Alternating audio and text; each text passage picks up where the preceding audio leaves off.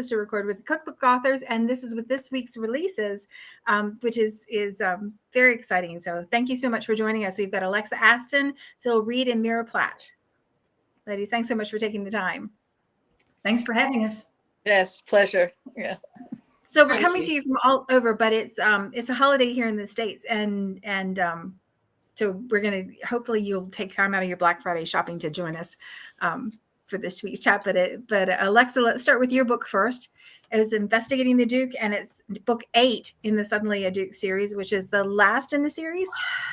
Yay. I say yay, but at the same time, I'm really sad to leave these people behind. You know, when you've been with characters, and a lot of mine are recurring, you know, book 1, sometimes that couple appears in book 2 or 5 or 8.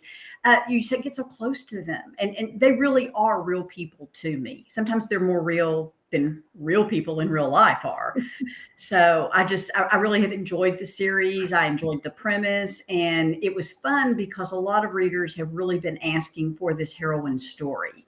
Her name is Shelby Slade, and she's the only female Bow Street runner.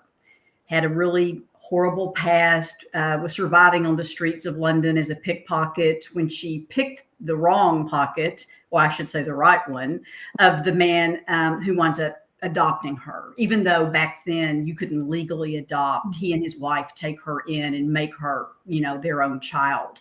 And he happens to be the head of Bow Street. So she has grown up living with crime and trying to solve cases, and she now is at the agency. And readers that have read the books in the series have met her, I think, maybe 3 other times. She's popped in and out of books and helped these dukes solve some problems that they have.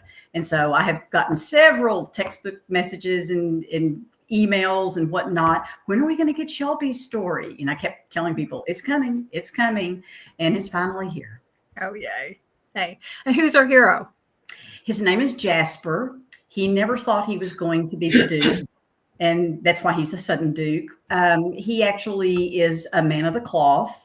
And he's one of the few people back then that actually is fairly religious and holds Christian values. You know, so many of these men that hold these church positions, they, you know, stuck a lot of their underlings with the assignments, and they just kind of enjoyed the living without doing the work of the living and all. Yeah, many of them just really weren't religious at all, but it was kind of the tradition, you know, oldest inherits, second son goes to war, third son goes to the church kind of thing. And so he really is an honest guy. He's a loyal guy, and he is very surprised when he becomes a Duke, and he thinks that's happened because there may have been a murder or two. Oh, my. Him. And so that's why he calls it Bow Street. The Bow Street Runner. Hooking up with Miss Slade. So. Oh, well, that sounds really interesting. Yeah. And I love the premise of the series. I love the idea of characters being thrown into situations they're never expected to be in, and then having to find their way through it. So. Well, you know, I've talked about this on these tapings before, that the whole series, the men were fish out of water. And I do enjoy writing a series like that.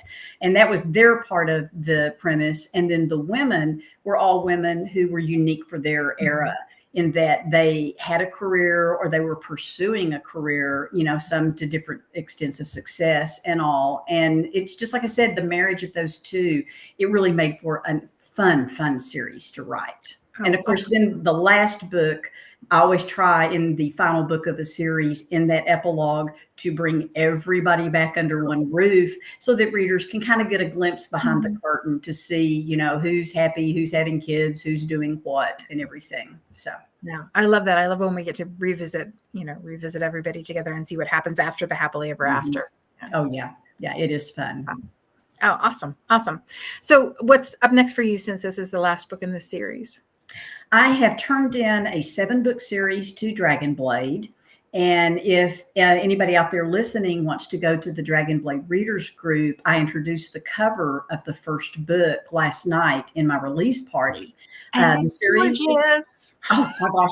I'm just crazy wild about these covers. Thank you, Dar Albert. I just, huge shout out to her. It's called The Strongs of Shadowcrest. It is my first family since the Claire's that I wrote about 5 or 6 years ago. And so it was fun revisiting true family, because usually my series, it's brothers and sisters of the heart. And it's kind of like the family you make from your friends becomes your family chosen. And this is actually a real family of siblings and some cousins thrown in and everything. So the covers just have a very unique look to them. The colors pop in it. The font is a new font that we played with. I love the title font. Oh my gosh, very clean. And I just love it. I just love it. So like I said, I'll be introducing the covers slowly, but there's no pre-order link for it yet. But that first book comes out February 2nd. So pretty soon, I think we'll have the pre-order. Awesome. Yeah, I love the title font for that one, and the covers. We had that at HR. Yeah, it's like, oh, wait till you see this one. So I know. My editor had not seen them. I talked to her and Natalie, who also works at Dragonblade, and Natalie had worked on the covers a lot with Dar and had sent them to me. And so we're just doing about the covers. My editor's going, wait, I haven't seen these. I need to see these. And I'm like, oh yeah, you really do. They're lovely. Yeah, they're lovely. Yeah, probably my favorite series that Dar's done for me so far. And Dar has done all three of your covers.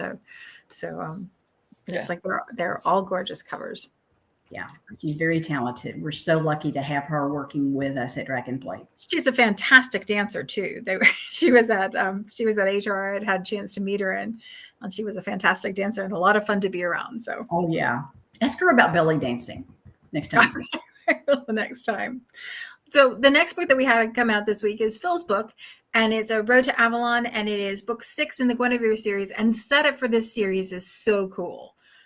Phil, can you tell us a little bit about the book and also about the series in general, since they go sequentially and build on each other? The whole series is about the same couple all the way through. So it's not there are lots of different characters in it, but the main characters are the same in all 6 books. And it's about a girl, 20-something, who falls back in time to the Dark Ages. Her name's Gwen, which is named after Queen Guinevere by her father. And she finds that she's destined to become Queen Guinevere. So she's named after herself. And in book 6, 20 years have now passed. And she's been married to Arthur. She's been his queen for those 20 years. And at the end of book 5, which was about 6 years before book 6, there was a massive battle because Arthur's quite famous. And at the end of that, after the battle, the conclusion was a peace. The legend of King Arthur is that he forged a peace, and peace lasted in Britain for quite a long time. And it's thought that there was somebody who did that. Nobody knows if it was really King Arthur, but it's thought somebody did that because there was peace and the Saxons were held at bay. So the world that in book 6 is peaceful for Gwen. You'd think everything would be perfect, but it's not, because the other legend about King Arthur is that his nephew, who was known to us as Mordred, but his original name would have been Medraut. So his nephew Medraut rebels against him, and the very final battle that King Arthur fights is the Battle of Camlan, and it's against Medraut because Medraut is trying to take over the kingdom and wants to get rid of King Arthur. And the legend is that in this battle, Medraut dies, and Arthur was mortally wounded, and he was carried away by 3 queens to the magical island of Avalon, where he sleeps still and will return to save Britain in our hour of need. So that's the legend.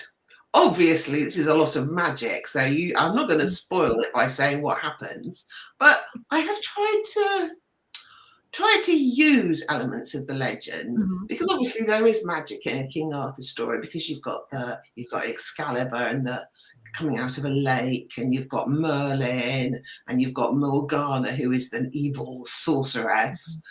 So there is, but I've minimized the magic to as little as possible. And now in this book, in book 6, Gwen thinks everything, well, she's still worrying because she knows Camlan could exist.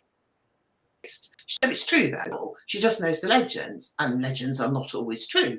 So she doesn't know if Camlan is going to happen. She doesn't know what will happen to Arthur, but she's frightened about what will happen. However, it's peaceful, and they have got 2 teenage children now. But there are quite a lot of teenagers in this book, Wow. and all of them quite troublesome, because As they tend to be. Yes, very much so. I quite enjoyed writing the teenagers being very awkward, because there's Gwen and Arthur have got 2. They've got a son and a daughter. Then Medraut is a little bit older than them, but not much older. Then there's another young prince who comes into it as a side story, because one of the side stories is the story of Tristan and Isolde, and which are Drustans and Esilt in my story. So you get to find out what happens to them, because they were in when they first tried to get together, and poor old Esilt ends up married to Drustan's father, who is old and miserable. So Boy. we get to find out what happened to them. But Medraut he's been gone for some time, and he comes back in this book, and he is the one that's going to cause all the trouble. There's an awful lot going to happen, and it all comes back to Medraut. And basically, the book's just a roller coaster of lots of things happening, because I can't tell you what they are, because it would be a spoiler. We misread it. That's why we misread it. So Gwen has a lot to cope with, and she thinks after 20 years. I mean, you know what it's like with a man. You think you've changed them, don't you? Well, she's about to discover she has not changed Arthur as much as she thought she did, because there's going to be quite a lot of problems between them. Oh my! Well, it sounds like it sounds like so much fun. I'm wondering, because I know you've been working on this series for a very long time, and I know you had to have done just an enormous amount of research to write it. How do you keep yourself from going down rabbit holes and never coming out again? Because it would seem like you could just spend just ages and ages and ages delving into the legends. Yeah, rabbit holes of research. Well, yeah. The holes of research that I've gone down regarding the legend quite often are productive, because this would be a spoiler too. I wanted to find that most people don't know that King Arthur had children, but there's actually quite a list of the children he had. And I wanted to find him a daughter, because his son and daughter are genuine, and he's got another son who is not Gwen's child, and he's a genuine child of King Arthur. And when I was looking for the daughter, I went down a rabbit hole and found mention of a daughter of King Arthur married to a certain character. So I brought this character into the book earlier on, and it comes to fruition in book 6. So that's quite cool. Yeah, and then they've got a legend. It's just a mention. It's like one sentence about them, but it was a rabbit hole I was very glad I went down. Oh wow! How many books are in the series total? 6. This is the last one, and this is the last one. Oh, I was so sad to finish writing it. I really didn't want to finish it, but I mean, I knew where it was going to end right from the beginning. I knew exactly how it would end. I just didn't know how I was going to get there, because I don't write plans of my books. I just sit down and write, and right from book 1, I knew exactly what was going to happen at the end of it. And it's quite exciting to have finally reached that point. I was enjoying reaching. It's my favourite of all 6 of them. I really like it. I think it's the best. Awesome. And it's great. So if you start now, you can binge the whole way through. You don't have to wait. You can find out exactly what happens. You can read straight through from beginning to end. So there's something lovely about knowing that it's completed already too. So awesome. What comes next for you? Well, I've written 4 Regency romances, which are coming out next year. They're called The Cornish Ladies, which is quite appropriate now I live in Cornwall. I didn't know I was going to be living in Cornwall when I started writing them. So that's quite nice. It's quite cool to be doing that. I've been to Cornwall quite a lot, so I like to use real places in my books. So most of the settings in the Guinevere books are real places, and so also are the settings in the Cornish books. Oh, wonderful. So there's the Cornish mermaid, the Cornish bride, the Cornish inheritance, and the Cornish widow. That's what's coming out. And I've got lovely covers by Dar as well. So awesome. Well, we'll have to look for pre-order dates for those. So I haven't seen them yet. So I'm sure I think it's out in June, I think. So it's a little while yet. Yeah. Great. Okay. Well, speaking of real places and imaginary places, we're going to the Moonstone Landing with Meara. How'd you like that segue? So this is the Moonstone Governess, and this is book 4 in the Moonstone Landing series. It's the fourth full book. There's 2 novellas also with it, that came out first. But yeah, I there and in the Moonstone Major, and at that time he was, still a bit of a rogue, and was looking to get married, but not really commit to anything, and just kind of like checking off little thing. Oh yes, this she checks off this box, she checks off that box, she'll do fine. He was interested in the heroine in the Moonstone Major, but now he's really good. But he's a good character, very good character, and I didn't want to just lose him. So he is now going to fall in love with. She doesn't start out as a governess with Brenna Angel. The Angel family, they live in Moonstone Landing. It's a big family. They're tradesmen. They're not. There's no. They're not wealthy. They're well off. They're middle class, but they're intelligent. They're hardworking, and the women are very bright in that family. And so he meets Brenna Angel, who had spent her time in Oxford teaching at a very exclusive girls' school, but she's back home now in Moonstone Landing because her father has passed away. He's the last. All her siblings, her mom, everybody has in her immediate family has passed away, and she's kind of at a crossroads. Does she make her life in Oxford? She's got somebody who's proposed to her. She's debating whether to accept. It's an Oxford Don, so he's a fairly high up person. So she's now having to decide: does she make her life in Moonstone Landing, or does she make her life in Oxford? And now Dare comes along, and he's a duke now. He's used to buying whatever he wants. I mean, offering money and just getting whatever he wants. So he's decided that he needs to settle his mother and troubled nephew. He wants to settle them in Moonstone Landing, and because he thinks it's going to be a very healthy place for his nephew, the poor little boy who's been was abused, and Dare found him, brought him back into the family, and now really wants to heal him, get him taken care of. And he finds Brenna's house is the one. She has a beautiful, very nothing extravagant, but just a beautiful little manor house overlooking the Cornwall, right, coast, and overlooking the little village of Moonstone Landing.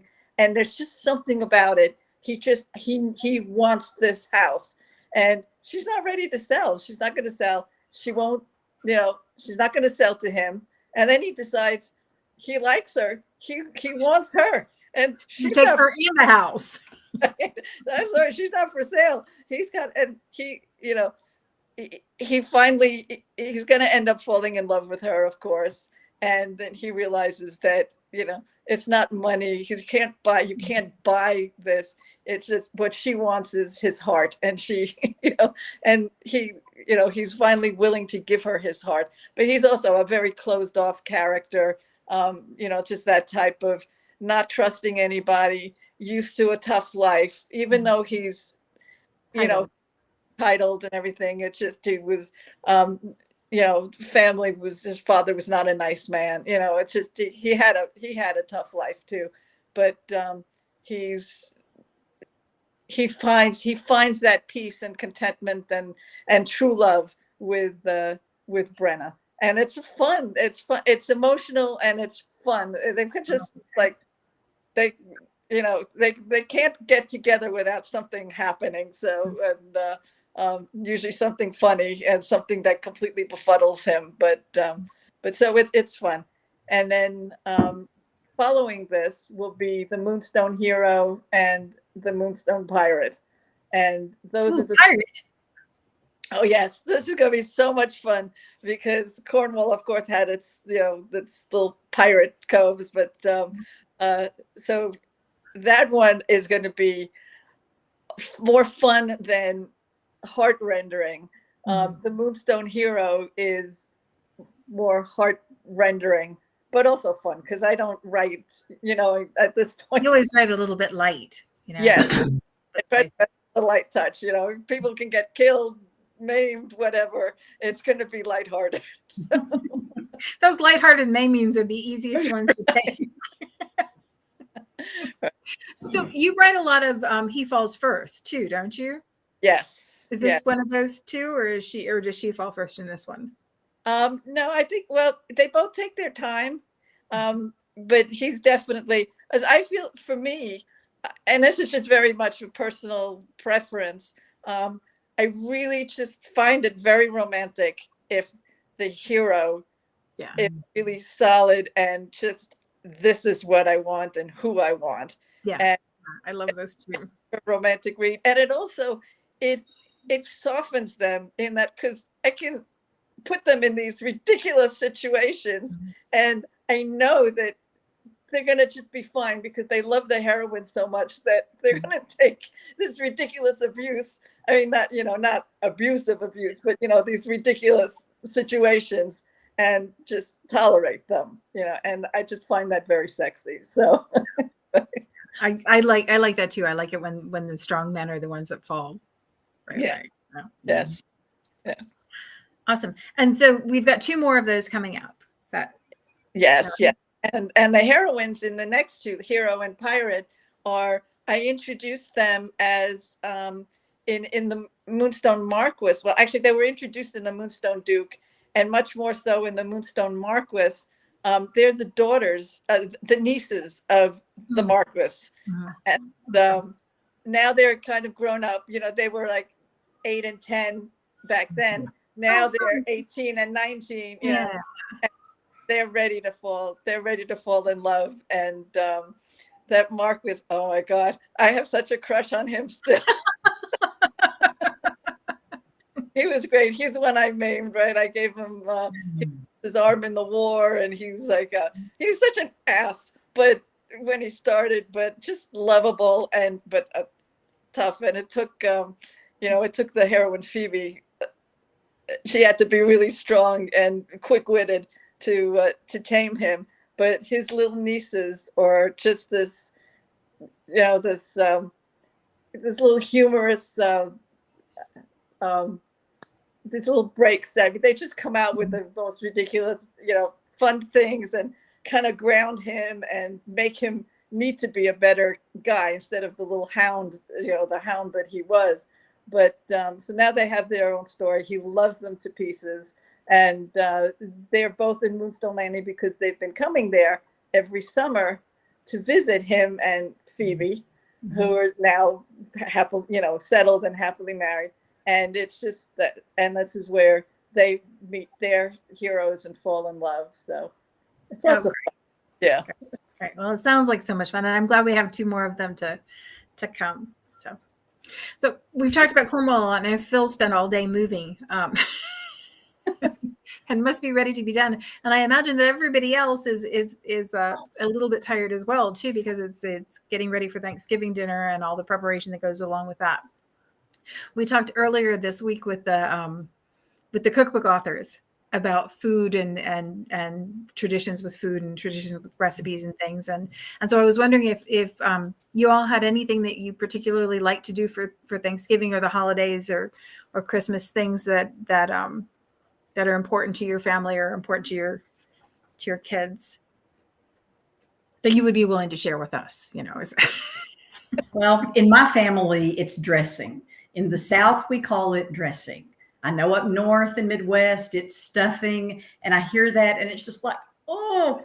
So my mom passed away in 2019. And a couple of years before that, I tried my best over about 3 years to get down what her cornbread dressing recipe was, because there was no recipe. It was, oh, I'm throwing this in. Oh, I'm going to throw a little more of this in. And so she's throwing, I'm measuring and, taking stuff out and putting it back in. And was that 2 eggs? Was that 3 eggs? And how many cornbread muffins? Was that 10, 12, whatever. So I've brought as much of her to it as I can.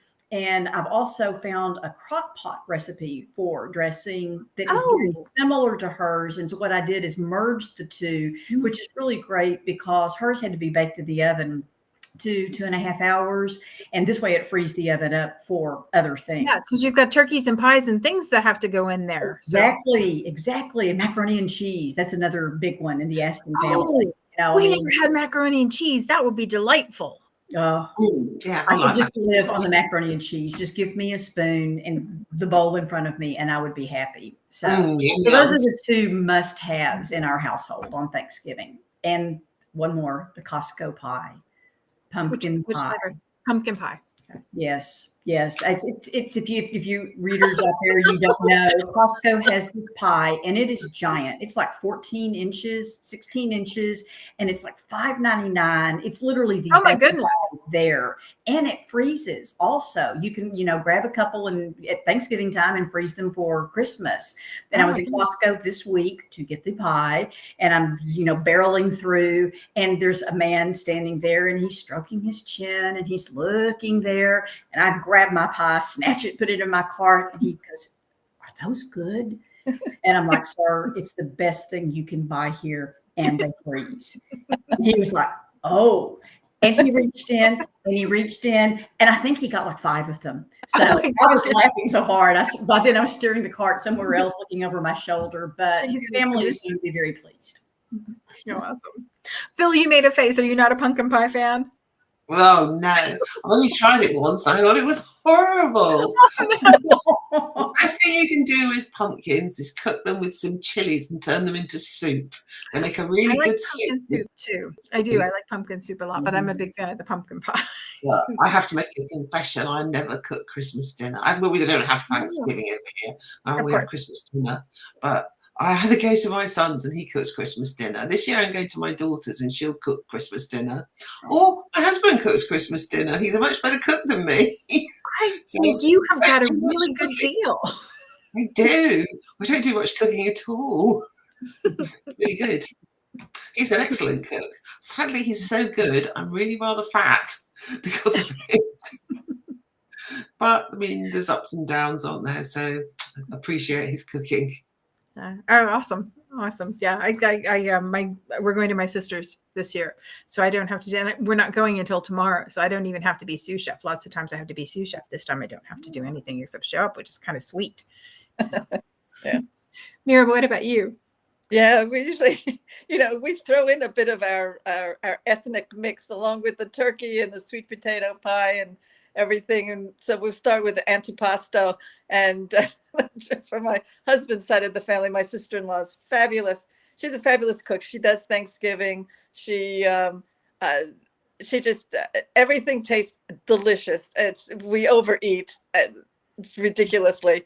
And, and then also we'll bring our own little stuff. So I have on my Facebook page, I posted recipes I've done on some of these little cheese triangles, these little cheese puffs and stuff. And it's with filo dough and it's just Middle Eastern food stuff. And they're just delicious. They get gobbled down.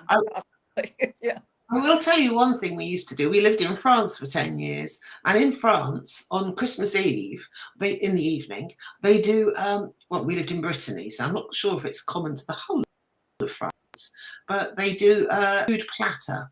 So they do a massive seafood, shellfish, lobsters, crab, prawns, shrimps, so 7 fishes, right? Yeah, 7 fishes. 7 fishes. Mm-hmm. They do absolutely loads. And the funny thing is, they on Christmas Eve morning, you go to the supermarket and there's all these old ladies outside. So we used to take our son, the son whose birthday it is today, we used to take him with us. And when they opened the doors, we'd say, "Run for the fish counter." So we'd follow the leisurely pace, and he would be at the fish counter first and beat all the old ladies. Sadly, amongst whom I now number, but never mind. But it was delicious. No doubt. Hardly any cooking involved. No doubt. Well, I hope everybody has a wonderful week. I hope that if you celebrate Thanksgiving, you're having a lovely Thanksgiving. And if you don't, that you're having a lovely weekend. as well. And ladies, thanks so much for taking the time to talk to us. It was a treat to get to talk to you today. I really appreciate it. And I'll make sure I pop the links to the books in the comments so that if you haven't gotten them, you can get them. Dragonblade books are the very best deal on pre-order and release.